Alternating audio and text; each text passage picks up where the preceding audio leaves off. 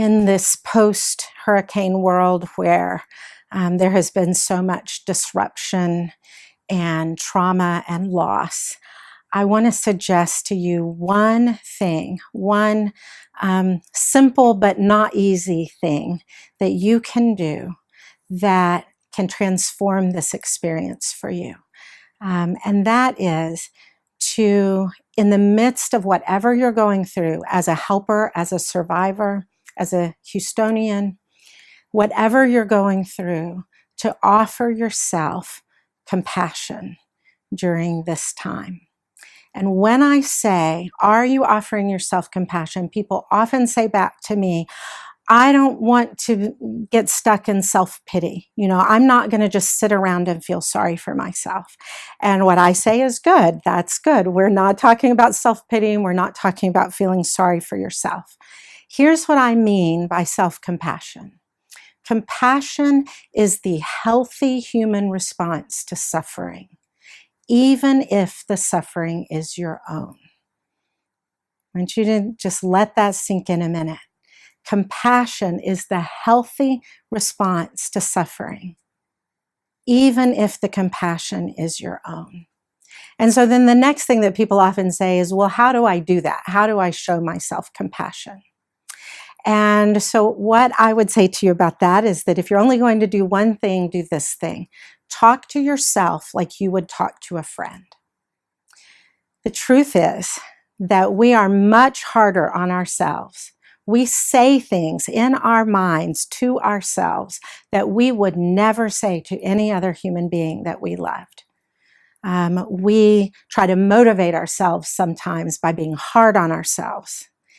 And while that might work in the short term, it does not work in the long term. And all the research is showing us that self-compassion makes us function better in every other area of our lives. That's why this is so important. And if you don't believe me, go check out some research at Kristen Neff's website. She's a researcher from the University of Texas, and it's just self-compassion.org. And lots of good resources there. But here's the idea. You would not be hard on a friend. If a friend was going through exactly what you're going through right now, you would not say, get over it. It's been, a week, a month, a year. You would not say that to that person. You would look that person in the eye, maybe even put your hand on theirs, and you would say, this is really hard. And I'm sorry that you're having to go through this. You might say something like, what do you need? How can I help? You would probably say, I'm here with you and you're going to be okay. Why do we not talk to ourselves that way? And so let me invite you to just try this. When you put your hand on your heart and just breathe for a few minutes, just sit quietly, and then say something to yourself like this. What you're going through is really hard. It's okay that you feel overwhelmed. Life is full of struggle, and this is one of those really hard times. You're not alone.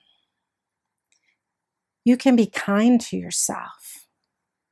What do you need? And how do we get what we need? You will be okay. What does it feel like to talk to yourself like you would talk to a friend? You might even change the pronoun and say, I can be kind to myself. I can give myself what I need. It's okay that I'm struggling. I will be okay. Just experiment with that and see what it's like to treat yourself with the compassion that you deserve.